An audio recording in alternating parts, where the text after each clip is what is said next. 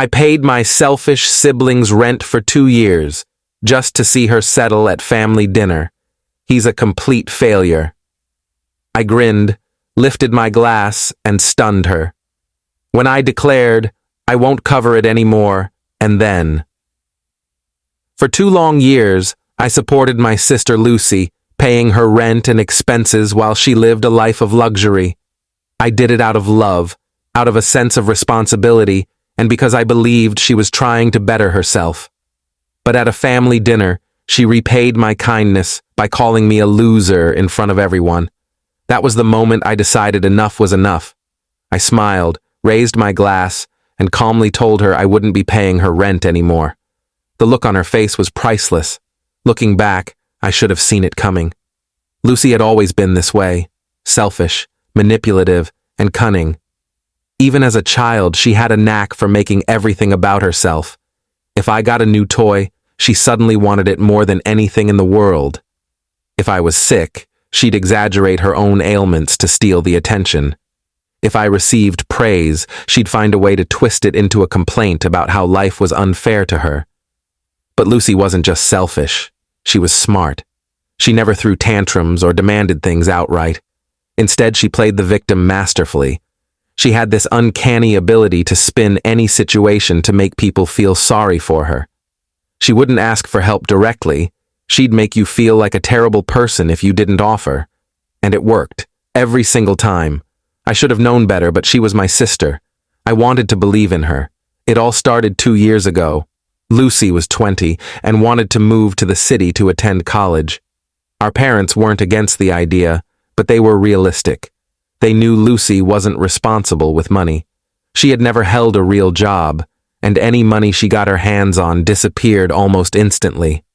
They told her she needed a solid plan before they'd help her financially. That was all the ammunition Lucy needed to spin her web of lies. A few days later, she showed up at my apartment in tears. She told me our parents had abandoned her, refusing to help because they thought she was a failure. She claimed they didn't care if she ended up homeless. She said she had already signed a lease and had no way to pay for it. She begged me to help her, just for a little while, until she finished school. I wasn't rich, but I was stable. The thought of her struggling, being forced to drop out or sleep in her car, ate at me. So, without thinking too much about it, I agreed. I started sending her $1,600 a month to cover rent, utilities, and whatever else she needed. It was a significant chunk of my income, but I told myself it was temporary, 6 months, maybe a year at most. But a year passed, then another.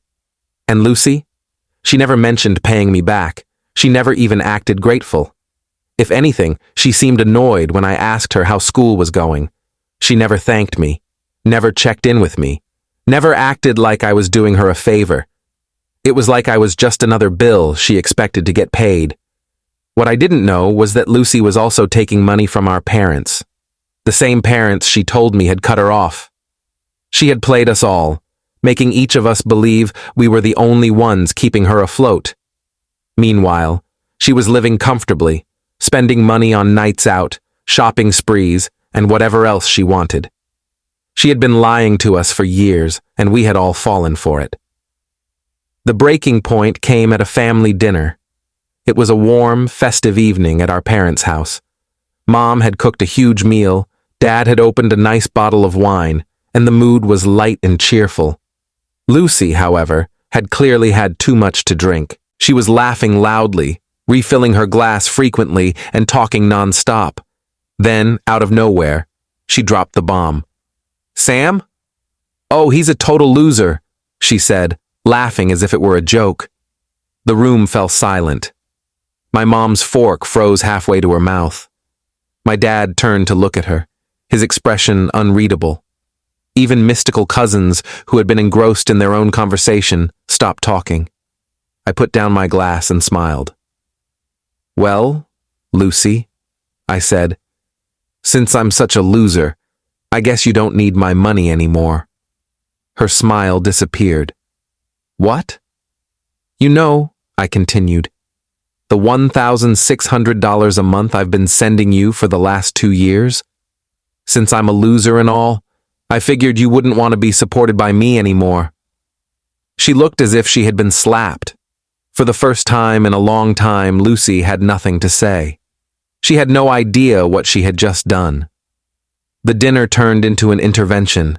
My parents were shocked to learn that I had been sending Lucy money, and I was equally shocked to discover that they had been sending her money too. Lucy had been playing us all, pocketing extra cash while pretending to struggle. She wasn't even in school anymore. She had dropped out a year earlier. The lies unraveled quickly, and by the end of the night, my parents and I had all cut her off. Lucy's life began to fall apart almost immediately. She tried to manipulate her way back into our good graces, but we held firm. She sold her designer clothes and accessories, reached out to old friends for money, and even tried to guilt-trip me into helping her again. But I refused. She had burned every bridge, and now she had to face the consequences. With no money coming in, Lucy was evicted from her apartment. She had no choice but to move back in with our parents, but this time there were rules. My dad made it clear that if she wanted to live under their roof, she had to work and contribute to the household. Lucy, who had never worked a day in her life, was forced to take a job as a cashier at a grocery store. She hated every second of it, but she had no other options. Over the next few months, I watched as Lucy struggled to adjust to her new reality. She complained constantly about her job, her sore feet, her lack of freedom. But for the first time in her life, she was learning what it meant to be an adult. She had to budget her money, pay for her own groceries, and contribute to the household expenses.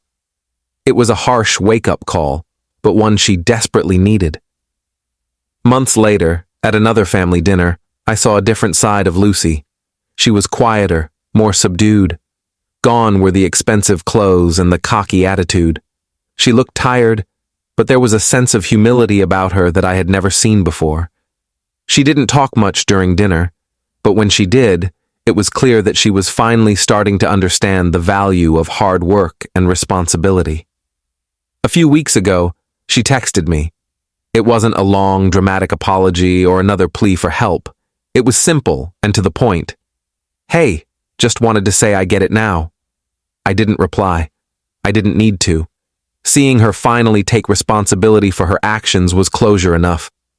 Lucy had spent years taking advantage of everyone around her, but now she was finally facing the real world. And while it wasn't easy for her, it was exactly what she needed. It's been 6 months since Lucy moved back in with our parents, and the changes in her are undeniable. She's still working at the grocery store, still complaining about her sore feet and rude customers, but there's a newfound sense of responsibility in her. She's saving money, budgeting carefully, and even talking about going back to school, this time on her own terms. My parents have been strict but fair. They've made it clear that if she wants to stay under their roof, she has to contribute. She pays a small rent, buys her own groceries, and helps around the house. It's not the life she's used to, but it's the life she needs. As for me, I've moved on. I no longer feel the weight of her lies or the burden of her manipulation. I've learned that sometimes the kindest thing you can do for someone is to stop enabling them. It wasn't easy to cut her off, but it was necessary. She needed to learn the value of hard work and responsibility, and sometimes that lesson only comes through struggle. Conclusion: Lucy's story is a reminder that kindness without boundaries can often do more harm than good. It's a lesson in standing up for yourself, even when it's hard, and in holding others accountable for their actions. If you enjoyed this story, don't forget to like, share, and subscribe to our channel for more real-life stories and lessons. Let us know in the comments what you think about Lucy's journey. Was it fair or was it too harsh? We'd love to hear your thoughts.